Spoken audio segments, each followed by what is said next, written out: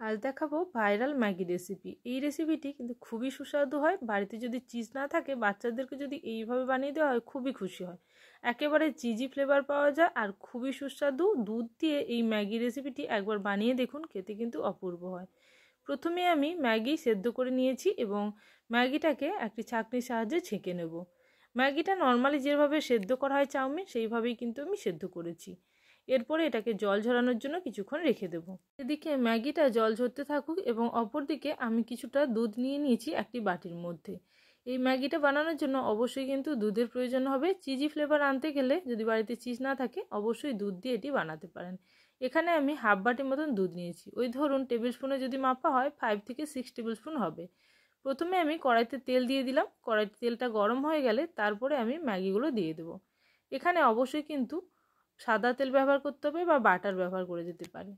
যেহেতু আমি একেবারে শেষে কিছুটা বাটার দেবো, তাই আমি প্রথমেই দিয়ে দিলাম সাদা তেল। সাদা তেলের মধ্যে কড়াইটা গরম হয়ে গেলেই দিয়ে দিলাম ম্যাগিটাকে ভেজে নিচ্ছি। এখানে আমি 10 টাকার একটি প্যাকেট যেটা হয়, এখন সেটা 10 টাকা নয় 14 টাকায় পাওয়া যায়, সেই প্যাকেটটি নিয়েছি। এরপরে ম্যাগির যে মশলা ছিল সেই মশলাটা আমি দিয়ে দিলাম। এই মশলাটা দেওয়ার পরে ম্যাগিটাকে বেশ কিছুক্ষণ ধরে আমি নাড়াচাড়া করে নেব, যতক্ষণ না পর্যন্ত ম্যাগিটা হালকা করে ভাজা হবে এবং এই মশলাটাও খুব সুন্দরভাবে ভাজা হয়ে যাবে। ম্যাগিটা ভাজা হয়ে গেলে এর মধ্যে অল্প হলুদ এবং লঙ্কার গুঁড়ো এবং অল্প দিয়ে দেবো লবণ। একেবারে স্বাদ অনুযায়ী লবণ লঙ্কা দিতে হবে, আর হলুদটা খুবই অল্প, যা শুধুমাত্র একটা কালার আনার জন্য।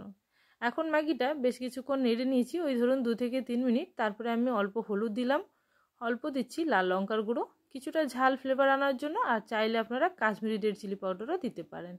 এরপরে দিয়ে দেবো অল্প পরিমাণে লবণ। লবণটা একেবারে স্বাদ অনুযায়ী দিচ্ছি, খুবই অল্প দেবো, যেহেতু দুধ দেবো সেই জন্য অল্প পরিমাণে দিলাম লবণ। এরপরে এই লঙ্কা হলুদ ভালো মতন ভেজে নেব। ম্যাগির সঙ্গেই সমস্ত মশলাগুলোকে ওই 2 মিনিট মতন আবারও নাড়াচাড়া করে নিচ্ছি। গ্যাসের ফ্লেম একেবারেই মিডিয়াম রেখেছি এবং মিডিয়াম ফ্লেমে কিছুক্ষণ ভেজে নেব। ম্যাগিটা ভাজা হয়ে গেলে তার মধ্যে দিয়ে দেব আগে থেকে বাটিতে যে দুধটা রেখেছিলাম সেই দুধটা। এখানে গ্যাসের ফ্লেমটা একেবারেই আমি এখন স্লো করে দিয়েছি। ম্যাগিটা পুরোপুরি ভাজা হয়ে গেছে। এই পর্যায়ে আমি দিয়ে দিচ্ছি প্রয়োজন মতন দুধ।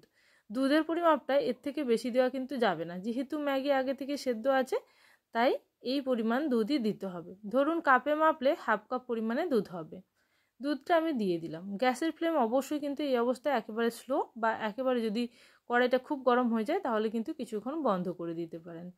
এরপরে আমি খুন্তির সাহায্যে এইভাবে কিন্তু ম্যাগির সঙ্গে দুধটাকে পুরোপুরি মিলিয়ে নিলাম। কয়েক মিনিটের মধ্যেই দেখবেন দুধটা কিন্তু পুরোপুরি টেনে যাবে, ম্যাগির মধ্যে মিশে যাবে, আর একটা খুব সুন্দর চিজের মতন কালার আসবে। চিজি ফ্লেভার আনার জন্য খুব সহজে কিন্তু দুধ দিয়ে আপনারা এইভাবে বানিয়ে নিতে পারেন। এরপরে দেখুন এখন কিন্তু দুধটা সম্পূর্ণ টেনে নিয়েছে। প্রয়োজন হলে অল্প জলও দিতে পারেন বা আরও একটু অল্প দুধও দিতে পারেন যদি কিছুটা একটু গ্রেভি টাইপের খেতে চান। এখন আমি দিয়ে দিচ্ছি প্রয়োজন মতন বাটার। এখানে আমি ওই 1 টেবিল স্পুন মতন বাটার দিলাম। বাটারটা দিয়ে বাটারটাও খুব ভালো করে মিশিয়ে নিচ্ছি।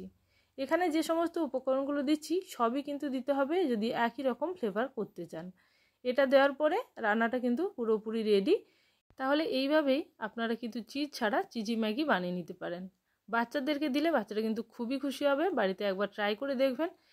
রেসিপি ভালো লেগে থাকলে অবশ্যই কমেন্ট সেকশনে জানাবেন। যারা এখনও মতো চ্যানেলটিকে সাবস্ক্রাইব করেননি অবশ্যই চ্যানেলটিকে সাবস্ক্রাইব করে নেবেন। Thank you for watching my video.